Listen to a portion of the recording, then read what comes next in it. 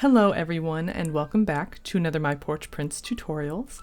This is Kyra and today we are going to be crafting a Christmas journal collection, which includes a matching set of 3 items, a shadow box, a journal, and a writing board.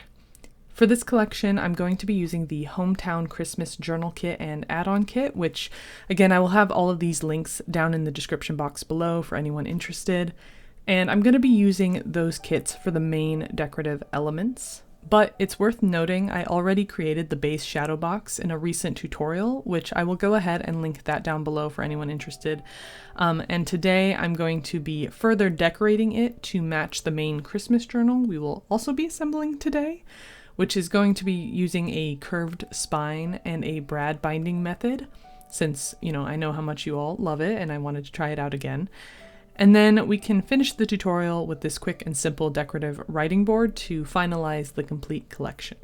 Now, if you saw the shadow box tutorial, you will know my original plan was to make the shadow box into the cover of the journal, but with such a thick spine, I felt like it just didn't look quite right. So instead, I decided to turn it into a set of 3 matching items, which I feel is really fun and could make a really beautiful art piece to go on the table or the mantle for the holidays, or even like a handmade gift for a friend or a loved one.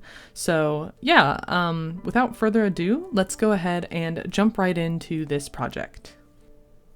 All right, so to begin, we're going to be making the base for the cover. And for that, I just went ahead and used some chipboard. Now we have this linked down in the description box below. It's on our list of junk journal supplies. We have that article on our blog. And these chipboard pieces are just 5.5 by 8.5 inches. And to make the spine, I just went ahead and took one of those chipboard pieces and cut it into a 2-inch spine. So that's 2 inches by 8.5 inch spine.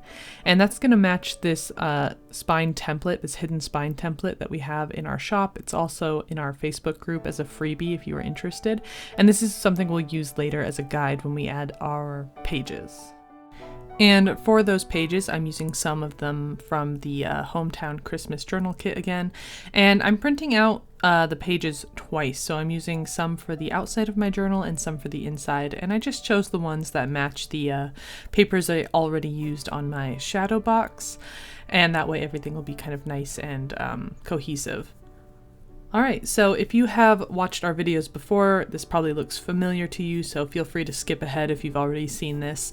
But if you haven't put a journal together before, we're going to begin by taking our papers and laying them side by side vertically like this.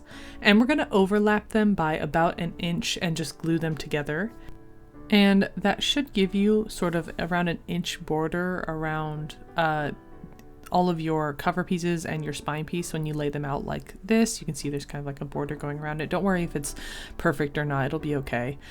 And then we're going to go ahead and mark around the corners of each of these pieces with a pencil, and that way I just know where to line them up again when I'm gluing them down. So just taking some of that Fabri-Tac and gluing down the front cover, the back cover, and the spine, leaving about 1/4 inch between them like this. All right, and feel free to measure if you want. I just kind of like to eyeball things, and that's how I do it. And then we're going to go ahead and fold the corners in like this. So try to get them at a 90-degree angle if you can. And I'm going to do that with all 4 corners, and then we're going to glue them down. You can see this one's a little crooked, so I'm going to have to go back and kind of fix it like that, just straighten it out. And then I'm going to fold all of the sides in just like this. So folding all of those over. And again, don't worry if it's a little bit messy because we're going to be gluing those other papers over the top of these ones, so it'll kind of hide some of the unevenness here. All right, so that is the base for the outside cover done, just like that. All right, and now we can go ahead and start with the inside cover. So I'm going to take some of those peppermint papers like this, and I'm just going to lay them out one on top of the other to make sure that everything is covered on the inside like so. Again, leaving a slight border just like that. And I'm going to find the center of my spine and just kind of crease the paper there. Since I don't want to waste all this paper, I'm going to cut this extra off and that way I can have a little bit to use when I'm crafting and I don't have to waste so much. So I'm going to glue those two pieces together just like this, and now we can glue it down inside of our cover. All right, and when that's done, I'm going to go ahead and take my bone folder here and just crease around the spine, and that way everything should bend really easily. And now to give the spine the curve here, I'm literally just going to kind of pinch it and force it into a curve here by kind of bending it down in the center of the spine and then sort of bending it on either side of the center. So you can kind of see what I'm doing here like this. The chipboard is stiff enough that it holds its shape, but it is flexible enough that you can sort of bend it and manipulate it into a rounded spine. So this is a really easy way to get that kind of rounded traditional spine that you see on a lot of books with your own journals, and it's really quick and simple and easy, and yeah, worked out really well. So I'm just going to continue to mold that until I like it. And something to take note of is that it will make your spine technically smaller. So, you know, if you wanted a 2-inch journal that had plenty of room in it, now it's more like a 1.5-inch journal. So if you want a larger journal, you might want to start with a like 3-inch spine and then curve it down into a 2-inch spine. All right, so once that is done, should look something like this. And don't worry if it kind of like creased your papers on the inside of the spine or anything like that. You won't see it after we add our signatures in, which is the next step we are going to be taking here. So for those signatures, I've already gone ahead and grabbed some of the papers from the Hometown Christmas journal kit, and I've added them all together into 3 signatures since I wanted to keep my journal a little bit simpler. I'm just going to go with 3 for now, and each signature has about 5 pages in it, 3 from the journal kit and 2 in this one from the these are coffee dyed papers. And all I did was take them and fold them in half to make signatures. Make sure when you're doing your signatures, you know, you check that all of the papers are right side up and in the order that you want them to be in. All your edges are cut off, everything like that. If you want to add any kind of stitching or, you know, glue any special ribbons on or add any like extra pieces like lace doilies into your signatures, now would be the time to do that. All right, so for adding them in, I'm going to be using the 2-inch hidden spine template here. I printed on mine because originally I thought I was going to do some sewing, and then I switched to brad binding when I realized sewing would be difficult with the curved spine. So I've got some brads here for the brad binding method we're going to be using, and also some bulldog clips for helping just secure everything in place. So to begin, I'm going to start with this large piece here, and I'm going to be making my own little signature holes here since we're using 3 instead of 5. So to do that, I'm just going to grab a Sharpie, and I'm going to mark this center hole that's already present, and I'm just going to kind of mark over it again here. So going from top to bottom like this. And then for the second hole, I'm going to go right in between those two marks at the front and back of my line here like this, and I'm going to do that for every section here, and this is going to help me mark off my 3 signatures and keep everything even and properly spaced apart, so we don't have any signatures that end up like too high or too low when, you know, securing them in. So to poke out those holes, I'm just going to use an awl. You can use a needle or a pencil or anything you have on hand. A hole punch, if you have a micro hole punch, that would work too. And once they're all punched out like this, I'm going to go ahead and fold these little flaps and kind of like mold it down into my spine. And once everything is centered, I'm going to clip my clips on. Now double check that you are centered on your spine. I ended up getting a little off when everything was said and done, so just double check and make sure you have things centered, just so everything stays nice and clean. And then I'm going to take a pen here and just mark inside of those holes we punched out and just kind of mark them down onto my spine itself, removing that large piece and just leaving the holes in the spine here that we can go ahead and punch out. So for this, I am going to be using a crocodile punch, the 1/8 hole punch, because the spine is a little bit thick. You can do it by hand, but you'll just want to be a little careful because it is a little bit thick for that. So if you have a crocodile punch, I would recommend using that because it makes really nice clean holes here right through the spine.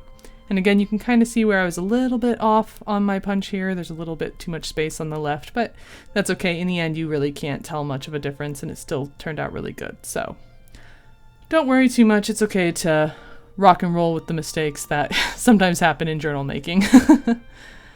All right, so to punch the holes out of my signatures, I'm going to take this smaller piece from that template here. And again, taking my clips, I'm just going to secure it into the center of my signature like this. And again, punch out those holes. All right, so just going along the spine like this. And then we're going to remove that template piece here. Make sure that you don't accidentally secure that into your journal. And then I'm going to use my brads going through the back of my spine and then through that center hole like this. And I'm going kind of quick here. I do have a full tutorial on the brad binding method if you want to see it a bit slower and in a little more detail. I will have that linked down below for you in the description box if you are needing a little bit more direction. But simply put, you just poke it through the hole and you flatten out the prongs in the center of the fold like this, going vertically like that, and they should secure your pages in to your spine like so. All right, and when you're done, you should be left with kind of a neat little brad design on the outside of your spine, and your pages should all be secured in like this. And this brad binding method worked really well, even with the curved spine. I wasn't sure if it would, but surprisingly, it worked perfectly fine, no problems. So neat. When you're done, it should look something like this. So I've gone ahead and already off camera secured the other two signatures in same way, and I'm left with something that looks a little like this.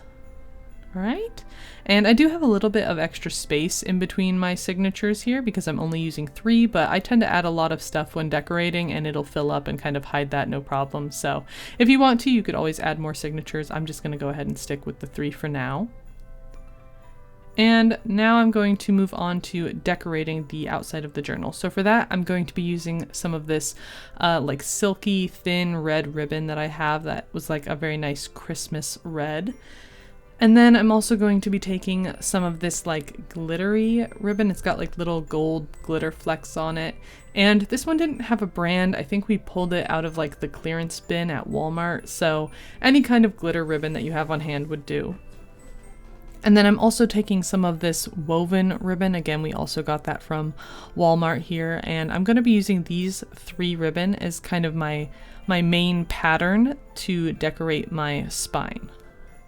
So I also grabbed a couple of other ribbons here that were like of a lacy variety, and I'm going to be using that when decorating the journal overall. So find any ribbon that you like. It doesn't have to be these. It's just whatever you have on hand. And I'm going to be starting with that brown sort of woven ribbon, and then the red ribbon, and then the white glittery ribbon. And I'm going to just be layering those up one over the other, making kind of a pattern up along the spine here. And then I'm going to hide the edges with some of this lace ribbon. So I want to make sure when cutting these pieces, they are longer than my spine because I want them to sort of attach to the cover and give it a little more stability there and make it easier to cover up those edges so we have a really nice clean design when we're done.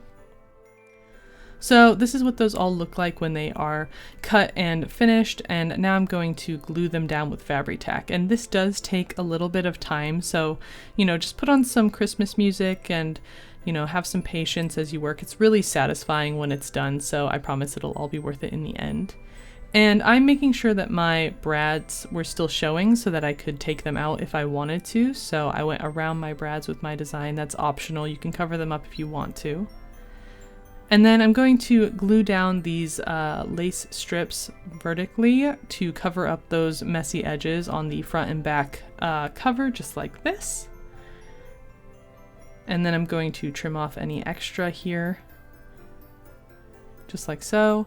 And this is what the spine looks like when it is complete. Make sure that you let it dry completely before you fold your covers like back into a normal book shape. This will prevent the ribbons from popping off. And now for decorating the cover themselves, I'm going to just be adding some of this lacy ribbon to the top, bottom, and sides of both covers. And then I'm going to be going along the inside here with some of that red ribbon, that same one that we used on the spine. And then I'm going to be adding a couple of these little satin bows here to each of the corners, and that's going to kind of hide where those edges are meeting and just make everything look a little bit cleaner and Christmassy. Now moving over to my shadow box, I decided to do some further decorating to make it match the journal a little bit more. So I'm adding some of that sparkly ribbon to the left and right sides, and then I'm also going to be going in with some of that red ribbon and then some of those lace edges and a little bit of that woven ribbon as well, just to make everything match up. And I'm just cutting everything to fit and gluing it down using a pencil eraser to help kind of press things down without making too much of a mess here. I don't want too much glue getting on the plastic cover here, so I'm just taking my time and going carefully, overlapping things where I think they look right. Just like this. And again, you can decorate yours however you want or not at all. It's entirely up to you. This is just what I'm doing. Alright, and I'm going to finish it off with some more of those bows in the corner here because you can never have too many bows, apparently. I used a lot of them. It just felt very Christmassy to me. And now for decorating the cover of the journal, I'm going to be taking this freebie that we are releasing with this video, and I will have that linked down in the description box if you want. And it comes with this little Christmas label and this little Christmas village house, and it also has this like peppermint paper border on it, so you can trim it down to fit any cover that you might have. I'm going to go ahead and sort of center mine towards the bottom here like this.